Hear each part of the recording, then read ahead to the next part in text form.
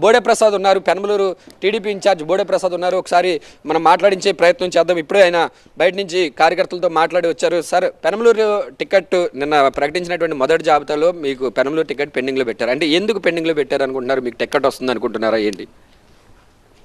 ఇంకా సుమారుగా దాదాపు 60-70 సీట్లు అనౌన్స్ చేయాలి. ఏదో ఒక రీజన్ ఉంటుంది, ఒత్తిళ్ళు ఉన్నాయి, అనేక ఈక్వేషన్స్ అన్నీ కూడా చంద్రబాబు నాయుడు గారు చూసుకోవాలి. అయితే పెనమలూరు నియోజకవర్గంలో మా కోరికైతే ఎటువంటి డోకా లేదు, అనుమానాలు లేవని మేము అనుకుంటా ఉన్నాం. కాకపోతే ఉత్సాహంగా పనిచేయడానికి ఇలాంటివన్నీ కూడా నిరుత్సాహం కలిగించే విధంగా ఇప్పుడు ఏదైతే IVRS కాల్స్ ఇప్పుడే జస్ట్ MS బేగ్ అయితే లేకపోతే నోటా నొక్కండి అని చెప్పి ఒకటి, నిన్న ఆదిశేషగిరిరావు గారు ఇచ్చేస్తున్నారని చెప్పి వాళ్ళు క్యాడర్ ఫోన్లు చేసి ఎంక్వైరీ చేయటం, నిన్న లిస్టులో పేరు లేకపోవటం, ఇట్లా రకరకాలుగా ఇప్పుడు మొదటి రోజు నుంచి చాలా ఉత్సాహంగా పనిచేసే మేము ఇలాంటి వార్తలు వింటూ ఉంటుంటే ఒక సినీ నటుడి కన్నా ఎక్కువ నటించి ప్రజల్లో పనిచేయాల్సి వస్తుంది. ఎంతో బాధ ఉన్న మనసులో కాదు, ఎన్నికల దగ్గరికి వచ్చేసి మన ప్రజల్లో లేకపోతే, ఈ సమయంలో లేకపోతే రేపు మనకి సీట్ అనౌన్స్ అయినా కానీ ప్రజల్లో మనం లేకపోతే ఇబ్బంది పడాల్సి వస్తుందని లోపల ఎంత బాధ ఉన్నా కానీ ప్రజల్లోకి వెళ్ళి పని చేసుకోవాల్సి, నటించి పని చేసుకోవాల్సిన పరిస్థితి ఏర్పడింది. అంటే ఏంటి సార్, మీకు మీ మీద సర్వే రిపోర్టులు సరిగ్గా లేవా? అంటే వేరే వ్యక్తుల మీద కూడా సర్వే చేయించాల్సిన పరిస్థితి ఎందుకు వచ్చింది అనుకుంటున్నారు? సర్వే రిపోర్ట్లు లేవా, బాగున్నాయా, బాగోలేదా అని చంద్రబాబు నాయుడు గారికి తెలుసు, లోకేష్ గారికి తెలుసు, నాకు తెలుసు. 100% పెనమలూరు నియోజకవర్గంలో నేను ఎక్కువ గొప్పగా చెప్పుకోను, కానీ ఇతర నియోజకవర్గాల్లో కన్నా 364 రోజులు ఈ 5 సంవత్సరాలు ప్రతి గంట ప్రతి నిమిషం ప్రజల్లో ఉండి పనిచేసింది నేనైతే అని గర్వంగా చెప్పుకోగలను. అది వాళ్ళకి తెలుసు, నాకు తెలుసు, మా నాయకుడికి తెలుసు, మాకు తెలుసు.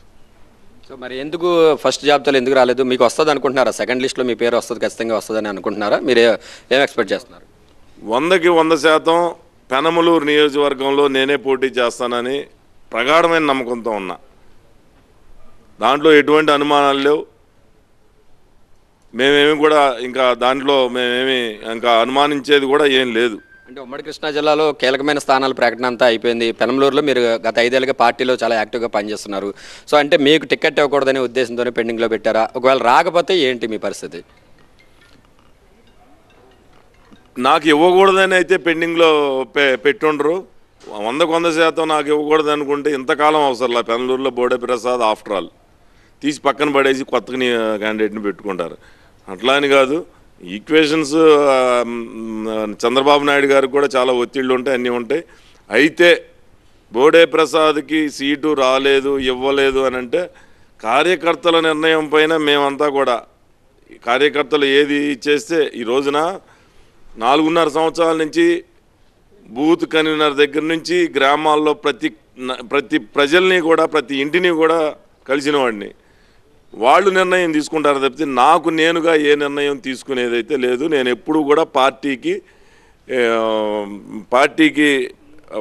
బైండ్ అయి ఉన్నవాడిని. సార్, వసంత కృష్ణ ప్రసాద్ గారు పార్టీలో చేరుతున్నారు, పెనమలూరు టికెట్ ఆయనకి ఇచ్చే అవకాశం ఉందని కూడా ప్రచారం జరుగుతుంది. ఎలా చూస్తారు?